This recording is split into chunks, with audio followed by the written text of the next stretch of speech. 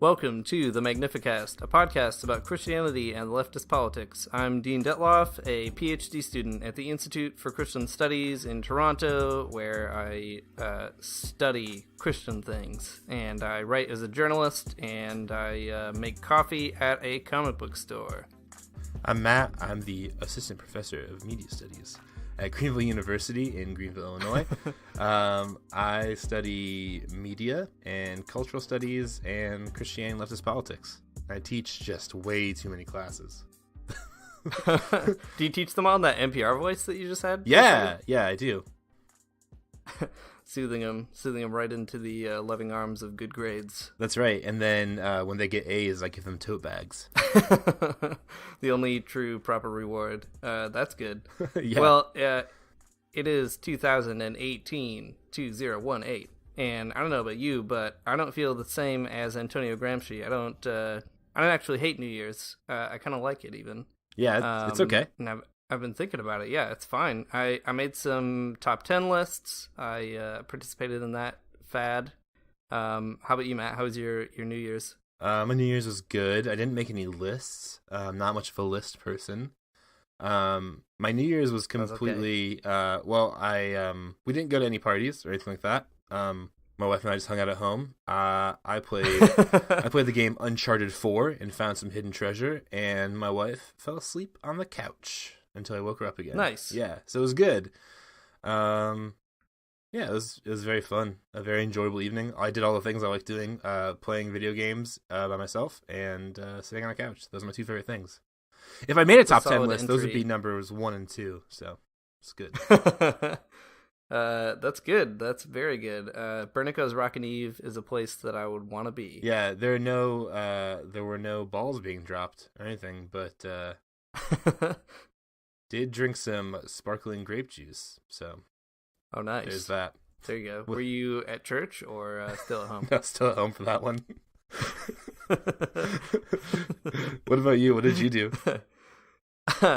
Emily and I went to our neighborhood bar, and because it was our neighborhood bar, we knew too many people there and got a little too inebriated is the polite way of putting it, I guess. There is, though, a very cool tradition I learned.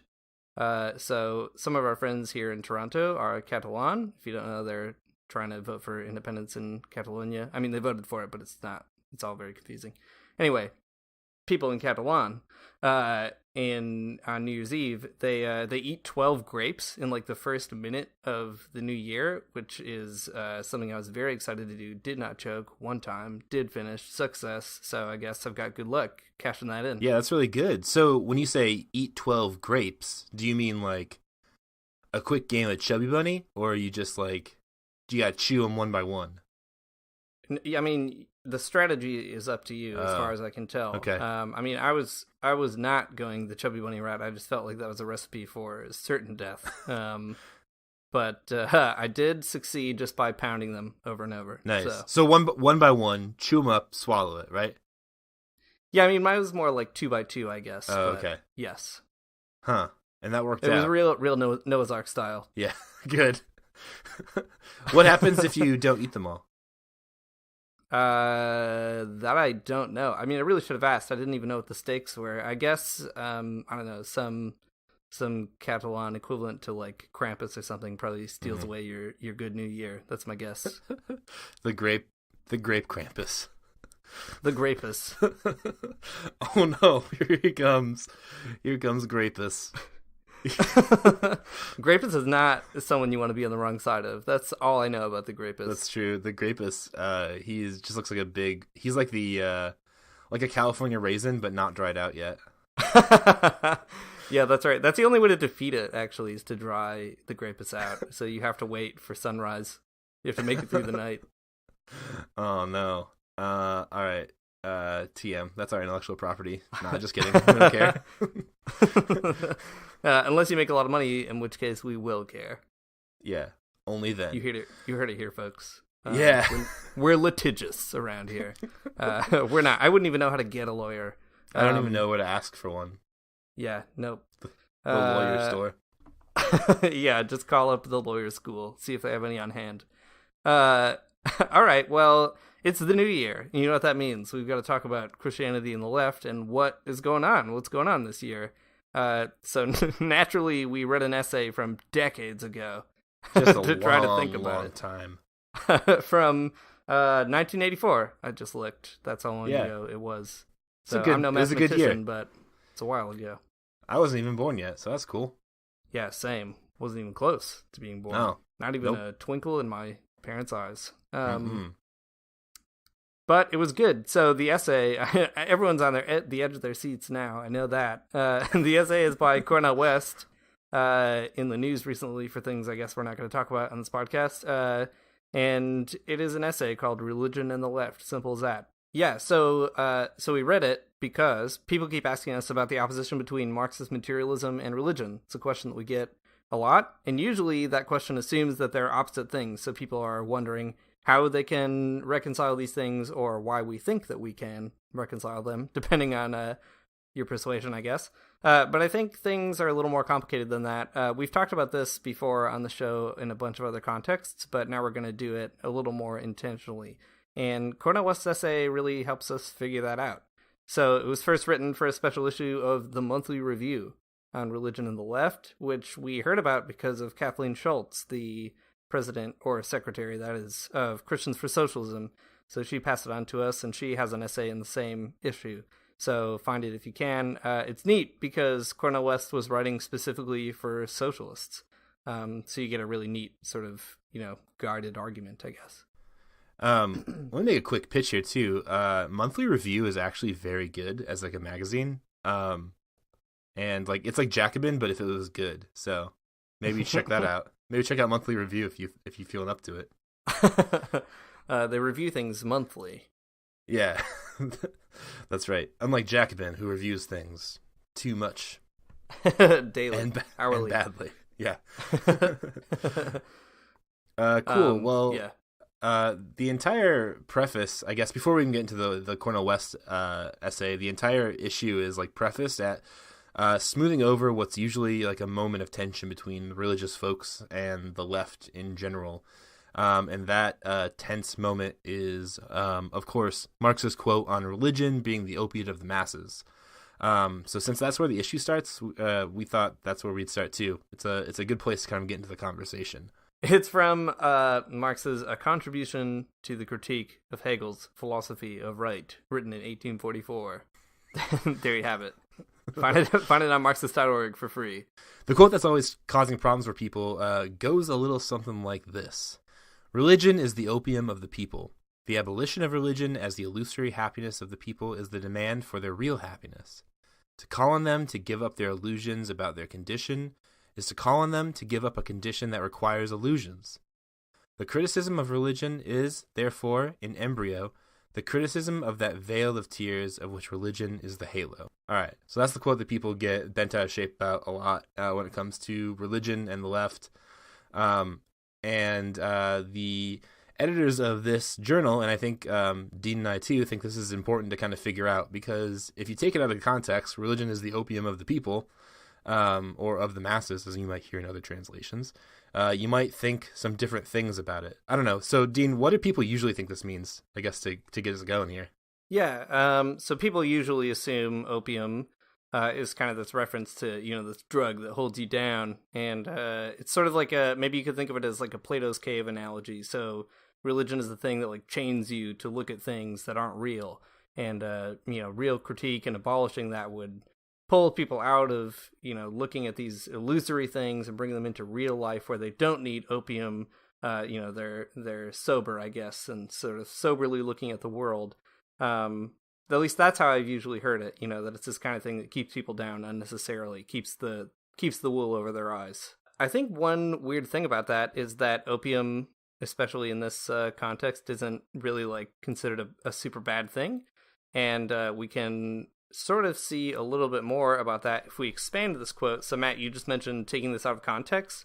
That's the thing that I think happens a ton, and it's what gives people an overly negative perspective on what Marx thinks about religion.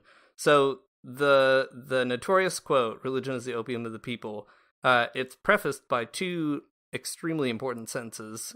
So Marx writes, "Religious suffering is, at one and the same time the expression of real suffering and a protest against real suffering. Religion is the sigh of the oppressed creature, the heart of a heartless world, and the soul of soulless conditions. So that's not exactly the kind of perspective that you would get from a kind of adolescent, like new atheist type critique of religion as a, this bad form of illusion necessarily. And it sort of sheds light on what Marx means by the opium of the people. Opium is a weird thing. All drugs are weird things. And in this kind of situation, the idea that Marx is trying to get across is that religion is the kind of thing that kind of helps you get through the day. It's like having a drink at the end of the night or something like that.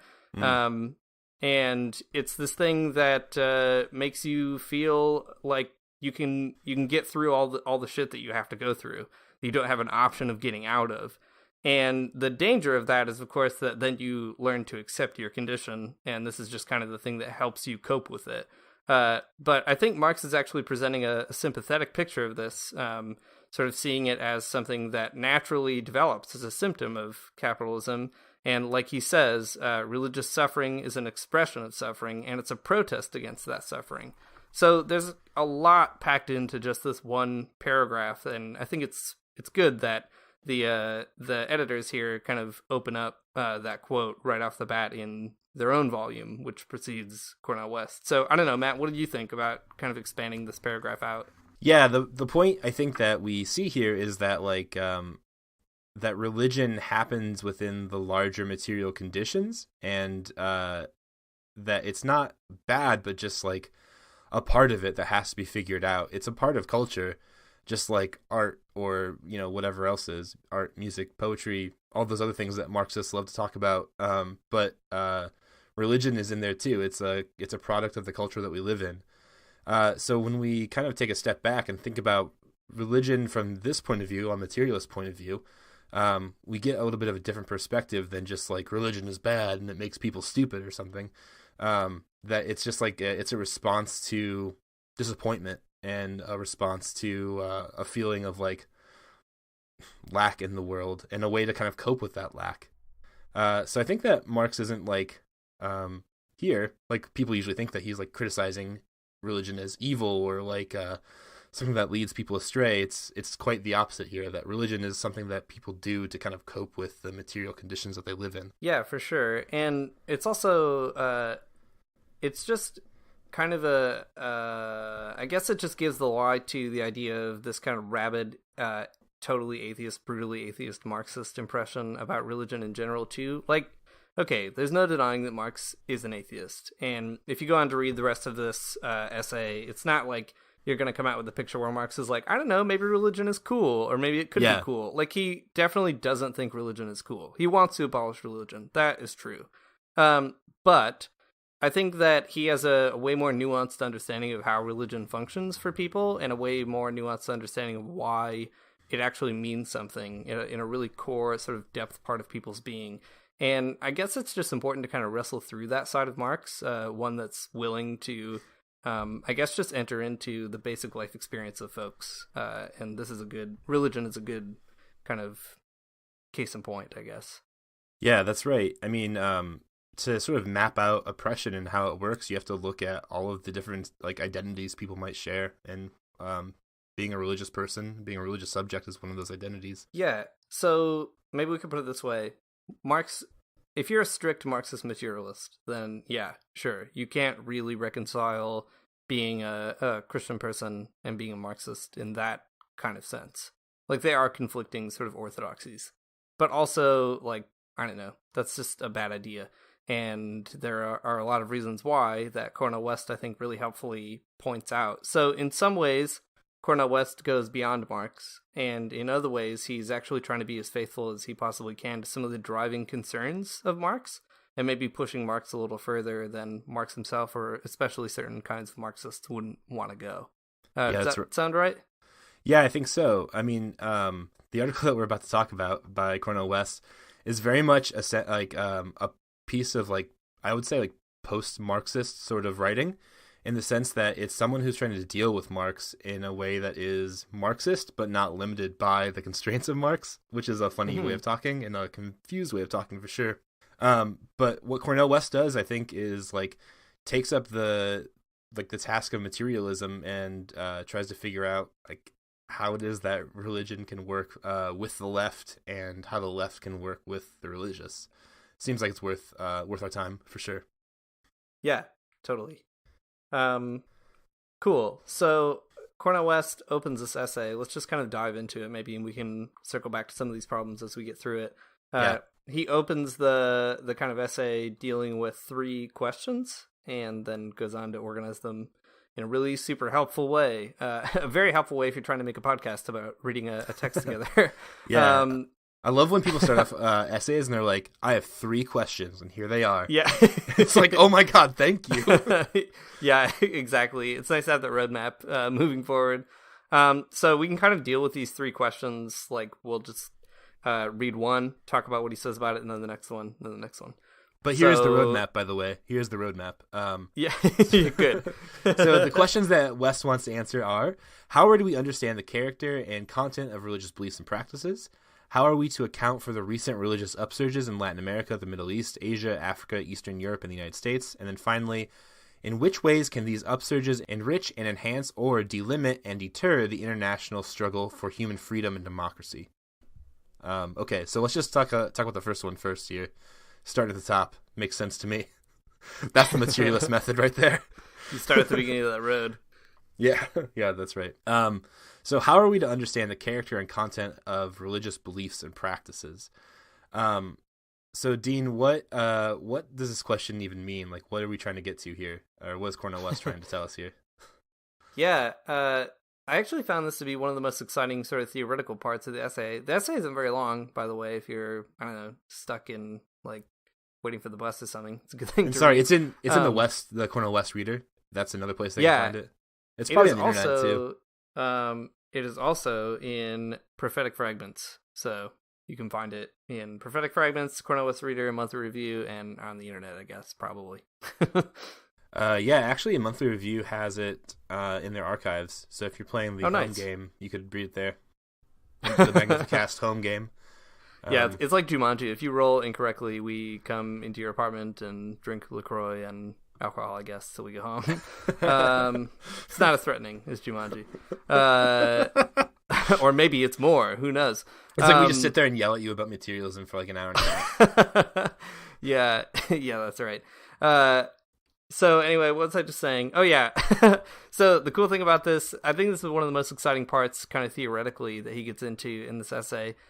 So he wants to say that there's something about religious beliefs and practices that are important parts of just human life in general that Marxists, for whatever reason, are kind of inoculated against being interested in or working on or seeing them as potential sites of revolution.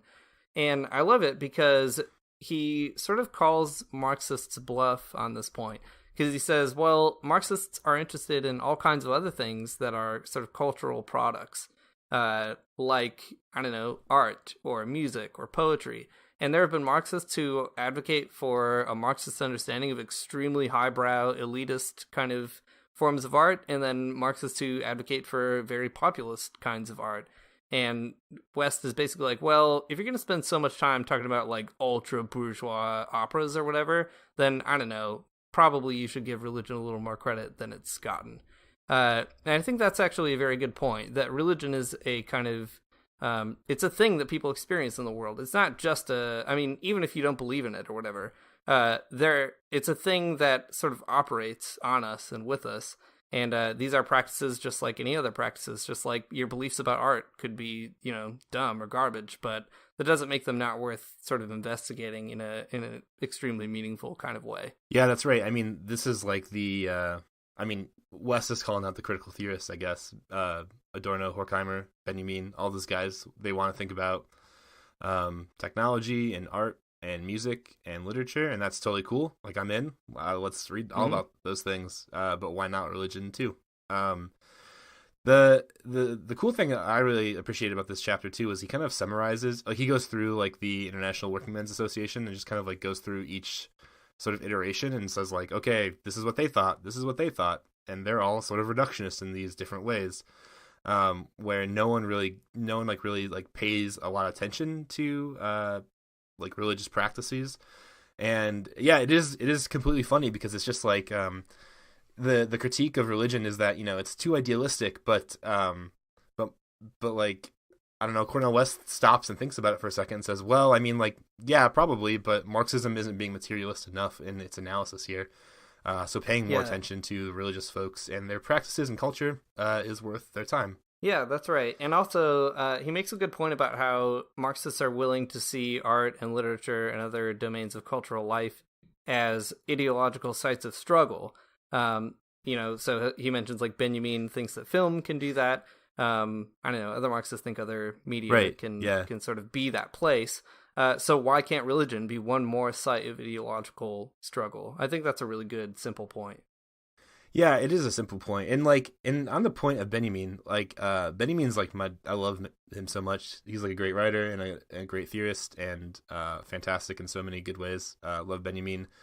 But he does, like, in his work, he treats like almost all religious expression as kind of like monolithic and definitely like without a lot of nuance, especially in his essays on the reproduction of art. He talks about, like, you know, the cult value of something, but doesn't talk about like the specific ways things act in culture and how they like are different. Anyways, it's a whole another like soapbox I could get up on for a minute. But like, all that to say that, like, Benjamin is a great thinker of technology, I think, and a great thinker of film for sure.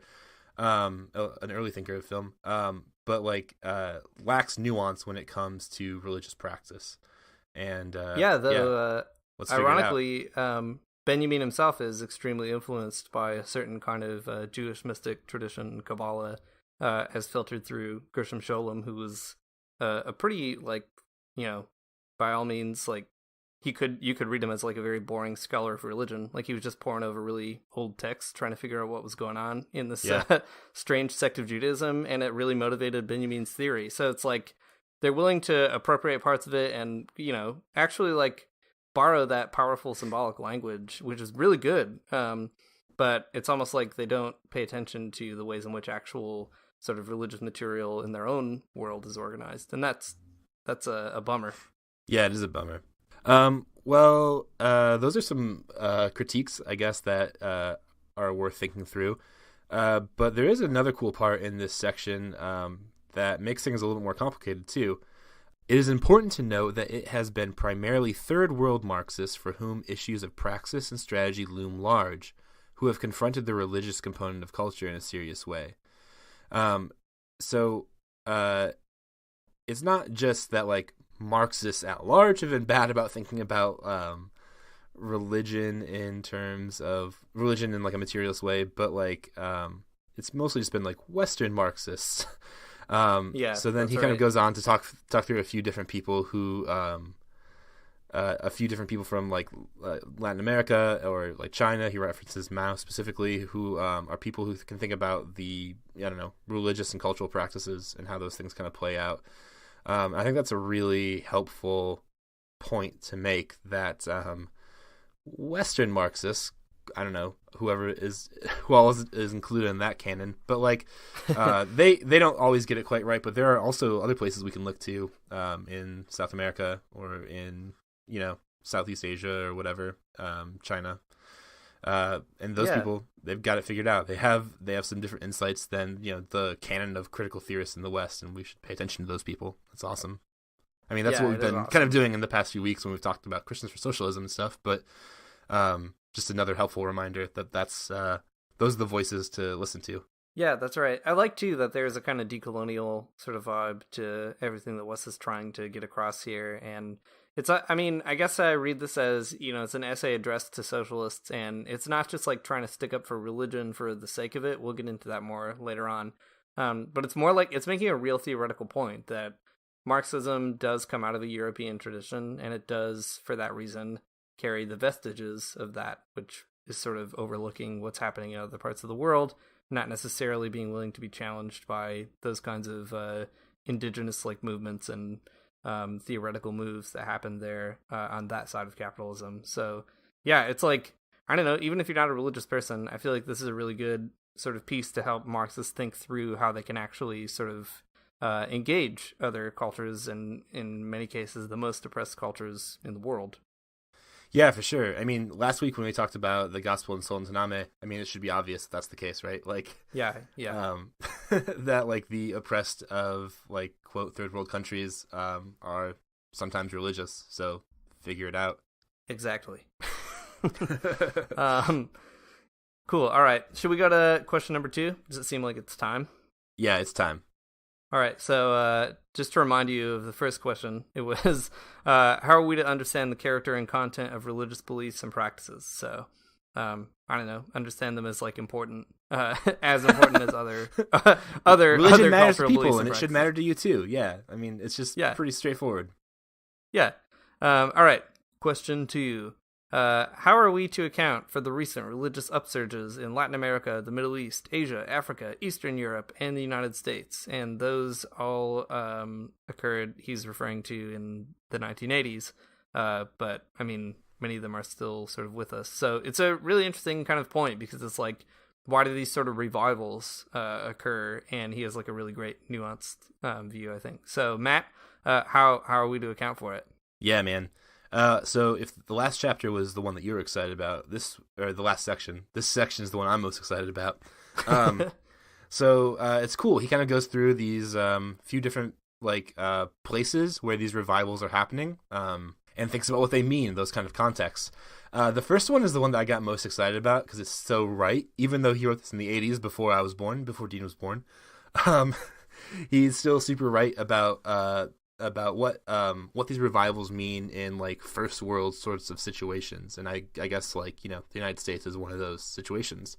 So this is what West says about first world countries and religious revivals. He says, so in first world countries, religious responses, often in nostalgic forms, but also in utopian ones, are widespread. Given the relative lack of long-standing ties or traditional links to a religious past, these responses are intertwined with the prevailing myths of European modernity: nationalism, racism, anti-Semitism, sexism, anti-Orientalism, and homophobia. This is why religious, as well as nationalist and ethnic revivals are usually dangerous, though they also can be occasions of progressive opportunity. Such opportunity is significant in that religious impulses are one of the few resources for a moral and political commitment beyond the self in the capitalist culture of consumption. So this bit here is really interesting to me because I guess like I just feel like a lot of resonance with it. I think it's like a good descriptor of the world that we live in currently. That the first world sort of religious revival is one that looks for like pre-capitalist belonging that is not usually solidarity, or like some type of like socialist kind of feeling. It's like a nostalgia that tries to think of like the good old days, like a pre-capitalist good old days. And we see this all the time in like very conservative types of Christianity, that type of nostalgia. I mean, like it's y'all, it's Rod Dreher right here. This is the type of thing that he is after. That type of nostalgia for that Christian community where you can go over to your neighbor's house and hide out in their basement from the secret police. It's like it's just like yearning for a time when Christians were just Christians again, So the link that Cornel West provides there between like the conservative aspect of religious revival and nostalgia was really helpful to me. That makes sense a lot. I think that's a really good way of characterizing that situation. Really I think that's right. Crappy nostalgia. Yeah, and there's also a cool move here that West does that really resonates with Marx, I think, because obviously, like, I think probably everybody has a sort of, I don't know, a picture in their mind of a Christian who fits this bill, or like, I don't know, make America great again. Like, that's the whole shtick. Yeah. And it's really easy to just be like, well, that's super stupid, and it is obviously super stupid. But what Marx tries to do with the way that he looks at religion is to see how it's symptomatic of capitalism, and West does that here too. So it's not just that these people are stupid. Like that's not the driving reason for like bourgeois religious revival. Right. Instead, West says the culture of capitalist societies has, for the most part, failed to give existential moorings and emotional assurance to their inhabitants, and that's what these kind of religious revivals provide. So they step in where people feel sort of free floating, or like as Marx puts it, and with Engels in the Manifesto, right, that all that is solid melts into air. So you're like floating around, and then all of a sudden these kind of these ways that religion rebuilds these previous identities that are actually very bad in many cases, like anti-Semitism, racism, sexism, etc. They become the ways that people kind of find their way in the confusing like amalgam that is capitalist society. So I think that's also really helpful, that like it's not like it makes it a sympathetic point or anything like that, but it helps to understand why that is the case. Yeah, I think so. And I don't know, you can see that like that the nostalgia of like that weird type of conservative Christianity embodied in like the aesthetics of capitalism, like where capitalism is always trying to like, I don't know, like cater to that type of nostalgia. Like Cracker Barrel is like the best example of this. Like the restaurant Cracker Barrel is exactly that type of like first world nostalgia, looking for a pre-capitalist belonging, in the sense that it's like you walk in and it's like, man, remember when your grandma would make you some real gross pancakes? We do. She pulled it out of a bag or out of the freezer. Yeah, that's right. Anyways, that aesthetic is so strong in American culture. Like we try to reproduce it all the time, constantly, in some like really harmful ways that are probably more harmful than Cracker Barrel, even though Cracker Barrel is probably pretty bad. Oh shoot. Okay, this is a complete sidetrack, but also proves the point even more. I went to get my haircut this week, and I was too far away from a Great Clips. So I went to this place called Hair Saloon for Men, and it was like nice. It was like the beginning. Like you walk in the door, and it was like an old timey barbershop, but it was actually just like a Great Clips inside the shell of an old timey barbershop. It was really bad, and I think catered. Did you feel like you were in Westworld? Yeah. Except I was so uncomfortable and like weirded out by the very like the atmosphere of such a fragile masculinity that you couldn't even get your hair cut in a normal place. I was hoping that there would be robots that would come kill me, because it was just like so embarrassing. I love that. Dude, no, it even gets worse though too, is like when you like walk in and you like, you know, you tell them like, hey, I want a haircut. They're like, okay, cool. Can we get you a drink? And I'm like, yeah, I guess so. So it's like they had Coke, and they also had like non-alcoholic beer if I really wanted to just nice. like seal that sort of like simulacra of old timey manhood. That real prohibition era haircutting. That's really important. Dude, it is a wild and stupid world that we live in. Capitalism is the worst. It feeds on nostalgia, and like it sucks. It's so stupid. It's like not only stupid like you just said, but it is also very stupid. Yeah. No, those are two extremely good examples. For those of you working on your PhD in rare studies, you're really getting a lot of bonus content this episode. Yeah. Cool. So that's the first reason that religious upsurges have happened around the world. This is kind of nostalgia in capitalist society that helps kind of root you when you're floating around, root you in the wonders of Cracker Barrel. Yeah. So the second point here. So West says that religious revivals emerge because they are popular responses to capitalist domination in traditional societies, and this is sort of a third world point. So one way that I guess oppressed people, you can sort of understand them finding a language for articulating their oppression is in these kinds of religious ties that do in some ways escape capitalism proper, either by being pre-capitalist or having a different kind of imaginative set of coordinates. This is one kind of way that religion pops up, and maybe this is kind of where West starts showing like the value for building a movement in understanding religion. Yeah. Again, like this part of the essay made me think back to, I don't know, when we were just reading through the Gospel in Solontaname, when they were talking about Mary and like the Magnificat. Mm-hmm. And, like, what would they say if Mary was here? They would say she's a communist, right? It's like a way to articulate an anti-capitalist stance, like a response to the domination of a traditional society.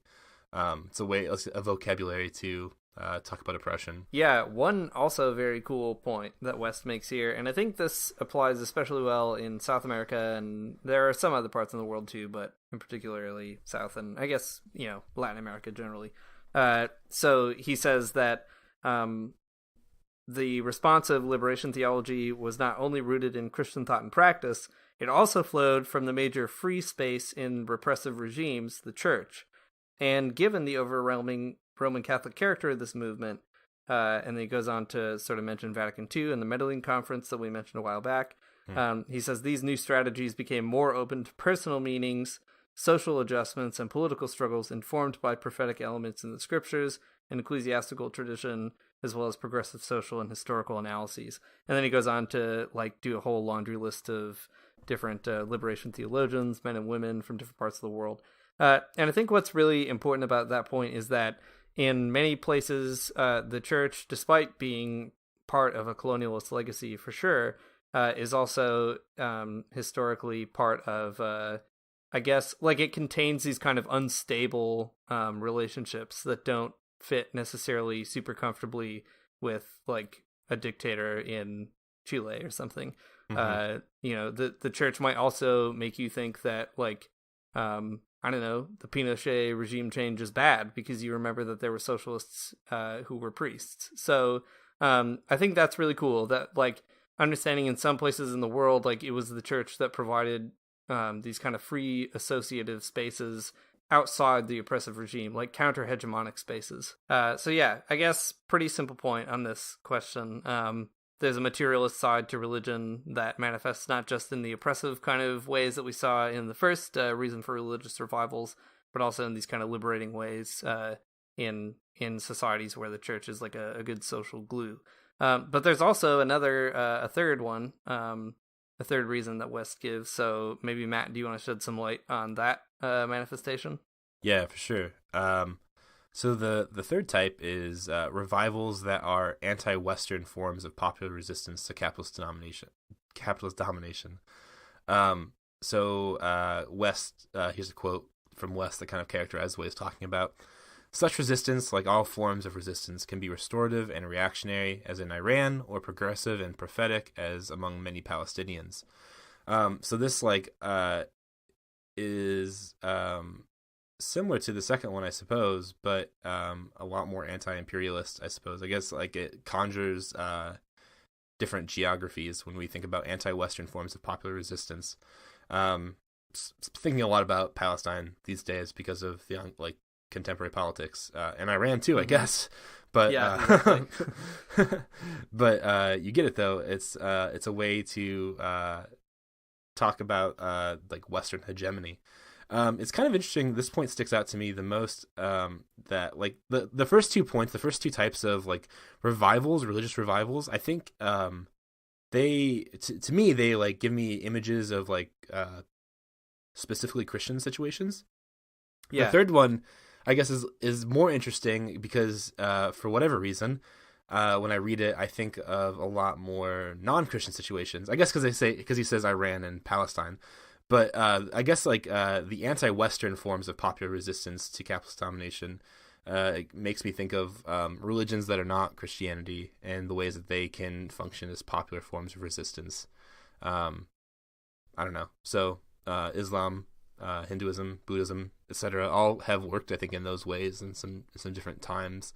So it's worth thinking about in that sense too. Yeah. Also cool how those things sort of map up with Christians and don't map up with Christians in some situations. Like like Coptic Christians and Palestinian Christians hanging out with other people, other Palestinians of other faiths. It's interesting because a lot of Christians don't even identify with Palestinian Christians, that can't even imagine that there are Palestinian Christians. Right. So that kind of anti-Western form of popular resistance, I think it's kind of like importantly non-Christian, because in a real like social sense, those people aren't, even if they profess the same creeds on a Sunday or something. Yeah, that's interesting. Well, this section is concluded with some pretty strong, interesting words as well. So I'll just read this bit when we talk about it.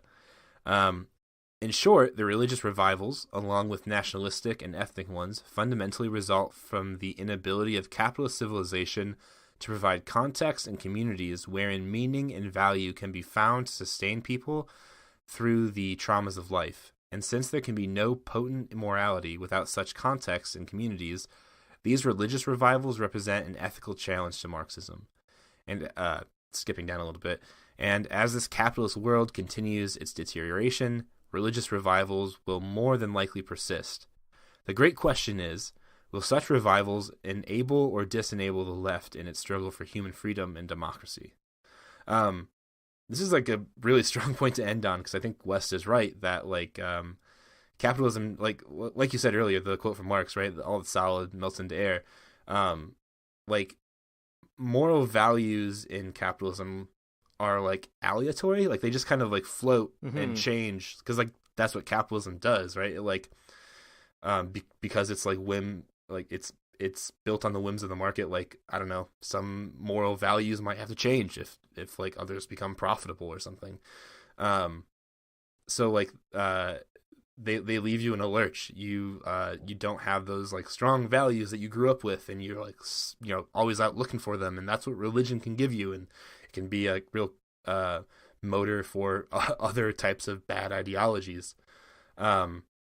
I guess this all makes me think about when we read the Frei Betto book with Fidel.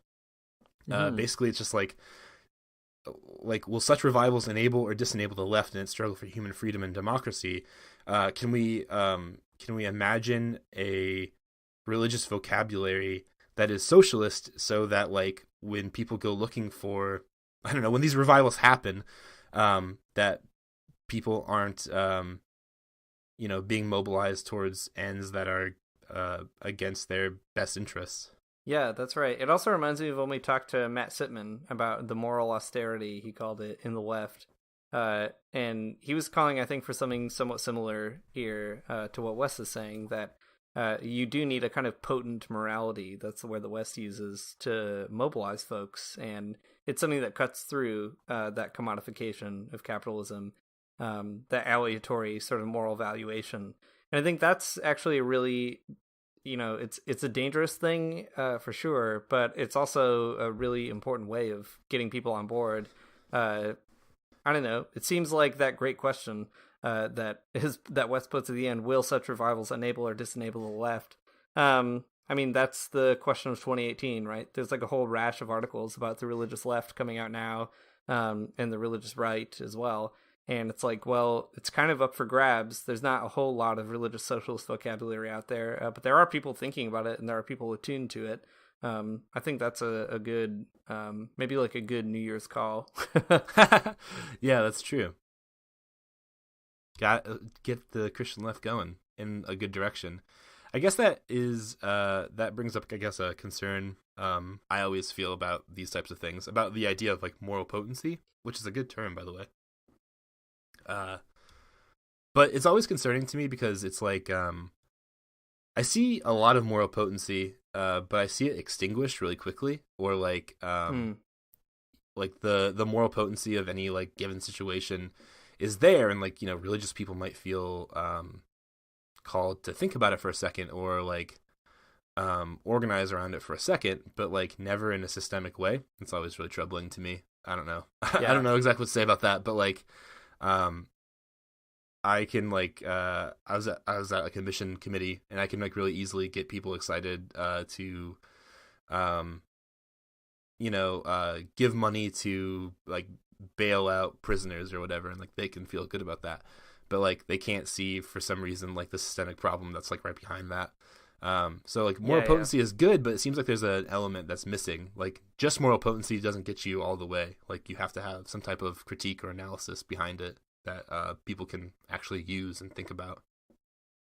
Yeah, that's right. And it is, morality is a weird thing in that way, because it gives people the illusion that they've sort of done something when they might just be sort of treating a gaping wound with a Band-Aid or whatever. That's certainly true. Yeah.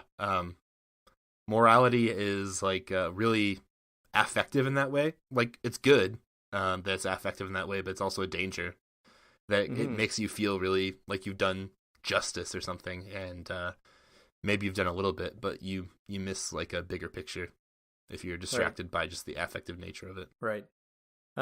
Cool. So let's move on to the third question. We'll do a quick recap. So how are we to account for the recent religious upsurges all over the world? That's the question West is asking.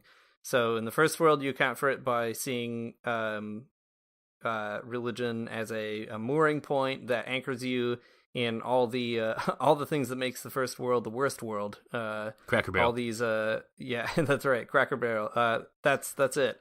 That's how you count for religious upsurges in the United States, Cracker Barrel. And then number two, they emerge in sort of third world societies because these revivals took place in spaces that sort of escaped or had a counter-hegemonic space, at least, with respect to the dominant oppressive hegemonies that were ruling there at the time. And then lastly, they are sort of anti-Western vocabularies. So they revive because they are already foreign to Western capitalism. So they're kind of naturally enemies in the first place. So those are like the three basic ways West wants to talk about it here. So let's move on to the last one, where West says, in which ways can these upsurges enrich and enhance or delimit and deter the international struggle for human freedom and democracy? What got you going there, Matt? Yeah, let me just jump right into this quote that I think is a good place to start the conversation. Okay, so West says, the major contribution religious revivals can make to left strategy is to demand that Marxist thinkers and activists take seriously the culture of the oppressed.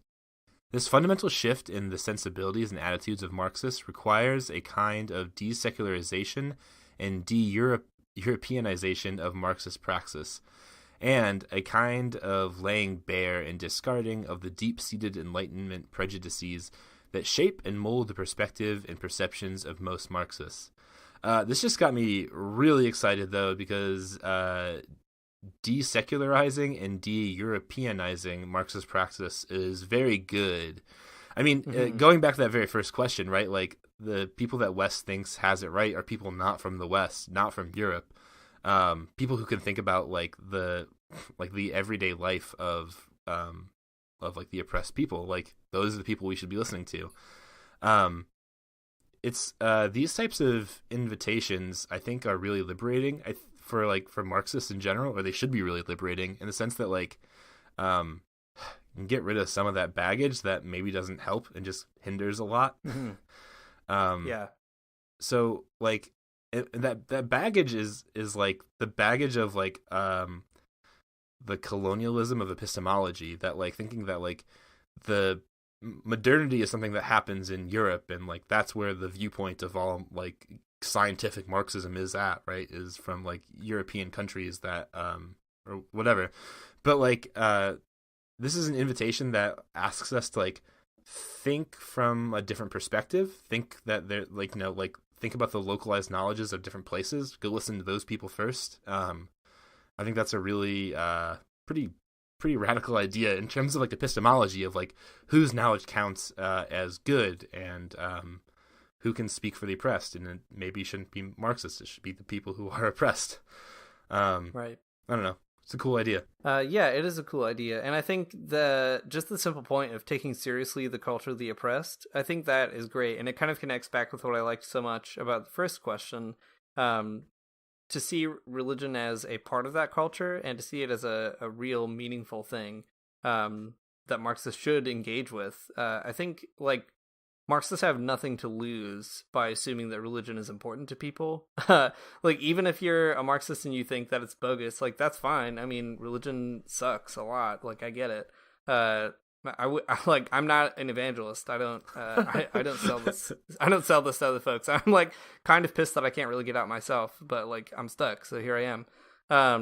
But there's no reason that Marxists can't understand that for some folks, this is the entire way in which they see the world, and that's not necessarily a bad thing. It just has to be directed in the right way, or maybe not even directed. I guess it's not it has to be directed. It's just that you have to I guess you have to have ears to hear what's actually being said when people are speaking religiously.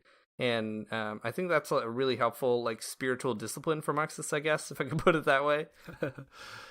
Yeah, I think that is a pretty good way to put it. Just a way to bridge those gaps and I don't know, take seriously the voices of other people, even if they are religious, right? Being a religious person doesn't mean you're stupid or irrational. It just means that's the way you see the world, for better or for worse. So if you want to reach people and help them organize around socialist policies, then you have to know how to like hear them talk their language. I don't want to make it seem like Marxists need to learn learn the language of the religious people so they can like kind of translate Marxism into their language, but like so that they can like take the ways that the oppressed know and see the world like very seriously, like let it affect their Marxism, I guess. Not like just, I get my concern is that like the idea isn't just to import sort of like leftist ideology into like a different language, but to like have like a sort of mutual trade or something that they're affected for sure in both directions. Yeah, that's right. Yeah, and that's also, like, I don't know, that's just good materialism. Like, if you're a good materialist, then you can't assume that you've got it all, right? That there's probably somebody else who's got another handle on the material, and they can help you figure that out. And religion can actually be part of that materialist analysis, and you can understand it within materialism in that way. There's a cool quote where West says, so he wants to ward off the idea that, like, if you're religious, you have like a richer view of the world or something. Like, he's not doing that. So instead he says, religious affiliation is neither the mark of ignorance nor of intelligence. Yet it is the mark of wisdom to understand the conditions under which people do or do not have religious affiliation. Yeah. And I think that's a really just good, simple way of putting it. Like, there are reasons that people are religious, and not all those reasons boil down to, like, I don't know, someone's under the spell of like some bourgeois capitalist sorcerer ideology. Right. Like, that's not the case. Yeah. Yeah, it is a complete mistake to think that like people are religious because like, I don't know, they're stupid enough to believe it or something, right? People are religious for all kinds of different reasons. Material reasons even. So figure that out. Yeah. Marxists. Yeah, that's right. Just like on kind of the stuff that you were just saying too about trying to like listen to the oppressed on their own terms, there's a great line that comes toward the end of this essay where West says, to take seriously the culture of the oppressed is not to privilege religion, but to enhance and enrich the faltering and neglected utopian dimension of left theory and praxis. It is to believe not simply in the potential of oppressed peoples, but also to believe that oppressed peoples have already expressed some of this potential in their actual products, their actual practices. And I think that is just a really good way of understanding too what I guess religious discourse can contribute to the left. It does fill out a kind of utopian vision, and there are a lot of leftists on their own terms who figured that out. So you might as well just listen to folks who are like already very good at it. Yeah, that's really cool. That reminds me, this is in a book, Dean, that you haven't read yet, but you will someday. There's a book called Communism in the Bible by Jose Miranda. And so, listeners, behind the scenes, Dean ordered these books to try to get them delivered to my house when he was here so he could get them. But they didn't come in time, so now I just read them. Which is, I guess, kind of... I mean, I don't know. They're in my house. I was going to do something with them. Anyways, there's this point... All things in common. Yeah, yeah, that's right. Anyways, there's this point in Jose Miranda's book where he makes this kind of cool point that is along these same lines that Marx didn't invent communism, and that like other people did communism before, like Marx articulated it. So, anyways, listening to those people is good. Like, I don't know, you can find a socialist ethic in a lot of different cultures and different contexts. Just gotta listen for it and find out where it is. Yeah, that's right. And also, another good point kind of related to all this that I was just remembering I had marked down here, West writes, Marxists must not simply enact negative forms of subversive demystification, but also positive forms of popular revolutionary construction of new personal meanings, social adjustments, and political struggles for human freedom and democracy. Dang. And I think that is just a really important word for the left to hear, especially in 2018. I mean, 2017 was like very much the year of negative forms of subversive demystification. Yeah, that's right. It's just like, I don't know, you get like extra points if you can have the best incisive critique of the multitude of things that deserve to be critiqued. And I think something about that positive construction is really important. I think that's kind of what was trying to happen at like the People's Congress of Resistance. That seemed like a cool experiment.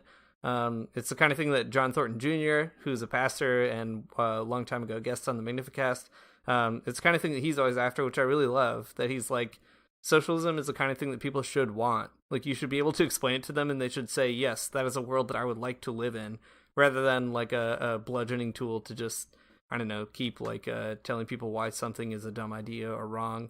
Definitely, that's like definitely an attitude that I get caught up in more than I should. So I appreciate that a lot. Yeah, I agree. I think that there's something. Okay, so the positive forms of popular revolutionary construction of new personal meanings is so exciting to me because, yeah, I mean, just like what you said, right? Like the Society of the Many and the People's Congress are those types of positive forms of popular revolutionary construction. And that is so cool. And like a hugely important thing in 2018, 2000 expropriating. That's what this year is called, by the way. I like 2000 expropriating. Yeah. It's important because I mean, like, the affective nature of politics is so important for people. Like, I don't know, liberals assume that people are just like really rationally thinking, like, oh man, the best way to get politics done is having the best idea and just like espousing it on Twitter or something. But like politics are like super affective. They have a really emotional like aspect to them, and like, not to say that's irrational or something, but like people get excited if there's like a positive construction of something that they can participate in, they can find meaning in, they can find personal connections in, they can find like moral groundings in, and to create those things is hard. The People's Congress did a good job of it for sure, and I think that the religious have a special role to play in that because I mean, like, in religion, when you're doing Christianity, I mean, there's like so many. It's like, I don't want to reduce its importance by saying it's a role-playing game, but like, it's kind of a role-playing game in the sense that there's lots of world building that goes on in it. I mean, Christianity has tons of like positive forms of popular revolutionary construction, right? Like, the kingdom of God is like this, or it's like this. We talk about, like, you know, the communion of the saints and all kinds of other like really positive ideas that we actually exist in and find important and meaningful to us. Yeah, I mean, it's like Christmas. Like, we are rotally role playing Christmas every single year. That's right. At least in my church, in the Catholic Church. Like, we even at midnight mass, they brought a baby Jesus down the aisle and put it in the manger. Like, it doesn't get more role playing than that. Mm-hmm. So, like, I don't know, keep it going. Like, realize the radical potential of that world building that we've already done. That like what it might mean to like live in the kingdom of God means like something different than living in like bad capitalism. Yeah, and also addressing those symptoms of capitalism that drive people to reactionary forms of religion. Like, the reason that West pulls out for these bourgeois phenomena of religion is people have kind of lost the sense of belonging. They don't feel comfortable where they are. They don't feel moored. And these reactionary forms of religion give them exactly that. And it's like, well, we need other kinds of popular forms of belonging, not for the same reactionary reasons, so that we can just kind of get on with our like capitalist lives, but so that we can actually do the hard work of like making people feel safe, talking with other people about the world that they want, a different world where they don't have to constantly flit around between like completely arbitrary doctrinal squabbles, or like making America great again, or eating at Chick-fil-A because it's a consumer experience or something. I don't know. Like, like Cracker Barrel Christianity, like there are better ways of doing it. Oh man, Cracker Barrel Christianity is coming out next month on Wolfenstock. You can get it for $14.99. It's good stuff. just like Grandma used to make. Just like Grandma used to make. Oh no. No, you don't want that. Unless your grandma is like a radical prison abolitionist Quaker, in which case you do want that. Yeah, then it's okay. Quaker Barrel. Quaker Barrel. Ooh, I would eat there. It would just be oatmeal though, right? It's just oatmeal. Just oatmeal, and you have to wait around for like everyone to order first by the time the spirit leads.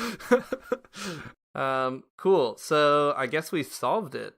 We've solved the puzzle of materialism and religion. Everyone was waiting, and they keep asking us, and now you can just tell them, well, you can listen to this podcast for an hour and you'll have zero further questions. Yeah, I mean, I guess the moral of the story is just like, I don't know, be more materialist. Yeah, Marxists and religious folks alike. Yeah, I think that's right. Okay, I can get down with that. Also, I read this essay. It's seriously not long. There's a I don't know. West is a really good writer, and he, I think, makes these points in ways that are really digestible and good for your Bible study group. Yeah, I agree. I was telling Dean before we started recording that, like, first of all, it's a very concise and well-organized essay, but it's also written completely in his voice. Like, I can imagine him saying every one of these words and sentences, and it's amazing. Yeah, that's true. If you guys ever get the opportunity to go see Cornel West speak, you should do it because it's great. One time I saw him speak at Southern Illinois University in Carbondale, and it was like going to church in the best possible way. Like, it wasn't boring. It was good. Like, good. It's like going to good church and not bad church. So I appreciate that you realized that saying going to church immediately was like a potentially a massive turnoff. So well played. Yeah. There wasn't like a praise band, I guess is what I'm trying to say. Yeah, that's good. I've never heard Cornel West speak, but he did come to Toronto, and I couldn't go because the classroom that he was speaking in was packed out immediately, and then also into the halls. And my professor tried to go, and he went to an overflow room, and he was like, even from there, it was like a real spiritual experience. So that's cool. Yeah, it's cool for sure. Cornel West is great. Good. All right. Well, soon we'll get back to like our regularly scheduled programming of having other people come on this podcast. The holidays, I don't know, it's just too hard to like get in touch with other people and do the work that you have to do to like have a good conversation with somebody that's a responsible use of their time. So hopefully soon we'll have some good folks on. But I'm gonna go away this next week, so who knows what we're gonna do next week? Not me. Thanks for listening to Magnificast. If you liked this episode and you've liked other episodes, maybe subscribe to us on iTunes. Maybe leave us an iTunes review. If you notice, we didn't have an iTunes review in this episode, so if you want to replenish our storehouses of good content to read before we get into these episodes, that's how you can do it. Let's see. You should follow us on Twitter because we tweet lots of good and funny things. We got a Facebook page you can like. We've got another Facebook group called the Magnificast Basement. You should try to jump into that too, and you can have conversations with other Magnificasters and us, and post articles and good stuff like that. Also, if you're feeling extremely charitable and cool, you can support us on Patreon and give us like $1 or $3 or $5. And through that transaction, you can gain your very own PhD in Dreyer studies. That's just, I know what you want. That's like probably what you're all about. You've been thinking about how you get that, and that's just how you do it. You can also do that if you're not feeling charitable and if you are feeling uncool. You can do it begrudgingly and completely squarely, but it works best if you're charitable. Yeah, that's right. The money goes toward more buttons best if it's charitably given. That's right. Speaking of buttons, I guess I should have said this at the beginning of the episode. I had finally a bit of time to myself, well, free time, and I mailed the buttons out to everybody. So all you good Patreon folks out there, you should be getting a button in your mail. I sent it to all of the people. I sent it to people in Tennessee. I sent it to people in Czech Republic. I sent it to people in Great Britain. All the places with the wrong names. So anyways, you should be getting those in the mail. If you guys get that button, what you should do is put it on your favorite coat, take a picture of yourself, and tell us on Twitter. We'd love to see how good you look with that button, because it'll make you look really good. You sure will. I think. That's also why you should donate if you're feeling uncool. That's right. Before we leave, just quick shout out to Mario Armstrong for the really dope intro beats, and also shout out to The Illogical Spoon for letting us appropriate their song for the outro. We've never actually asked them if it was okay. We just did it, and they haven't said anything about it since. So here we go. They did make a glowing blog post about how it was cool that they found that we were using it. So I just take that as permission. That's a big thumbs up. Yeah. All right. See y'all next week.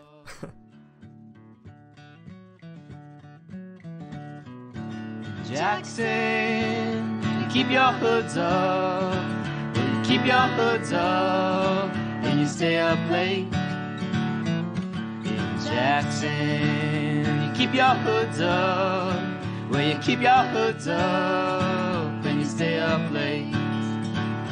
Oh, don't mind a cold night, but we might mind if you leave too soon.